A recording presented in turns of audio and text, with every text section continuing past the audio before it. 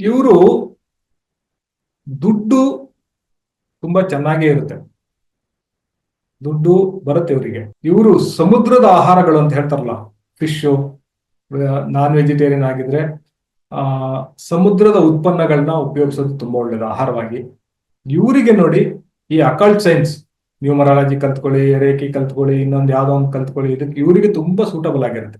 ಇವರು ಡಾಕ್ಟರ್ ಆಗ್ಬೋದು, ಹೀಲರ್ ಅಂತ ಆಗ್ಬೋದು, ನ್ಯೂಮರಾಲಜಿಸ್ಟ್ ಆಗ್ಬೋದು, ಟೀಚರ್ ಆಗ್ಬೋದು, ಸೈಂಟಿಸ್ಟ್ಗಳಾಗುವಂತ ಸಾಧ್ಯತೆ ಜಾಸ್ತಿ, ದೊಡ್ಡ ಗುರುಗಳಾಗ್ಬೋದು, ಸ್ಟಾಕ್ ಮಾರ್ಕೆಟ್ ಅಲ್ಲಿ ವರ್ಕ್ ಮಾಡ್ಬೋದು, ನ್ಯೂಸ್ ಪೇಪರ್ಗಳಲ್ಲಿ ಕೆಲಸ ಮಾಡ್ಬೋದು, ತುಂಬಾ ಕ್ರಿಯೇಟಿವ್ ಫೀಲ್ಡ್ಗಳಲ್ಲಿ ಸಾಹಿತಿಗಳಾಗ್ಬೋದು. ತುಂಬಾ ಜನ ಬರಹಗಾರರು, ಈ ನಂಬರ್ಲಿರೋರು ತುಂಬಾ ಜನ ಬರಹಗಾರರಾಗಿರ್ತಾರೆ.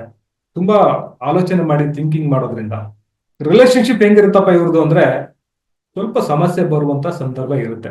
ರಿಲೇಶನ್ಶಿಪ್ ಅನ್ನ ಈ ತರ ತಾನು ಏಕಾಂಗಿಯಾಗಿರುವಂತಹ ಮನಸ್ಥಿತಿಯಿಂದ ಸ್ವಲ್ಪ ರಿಲೇಶನ್ಶಿಪ್ ಅಲ್ಲಿ ಸಮಸ್ಯೆಗಳು ಬರುತ್ತೆ.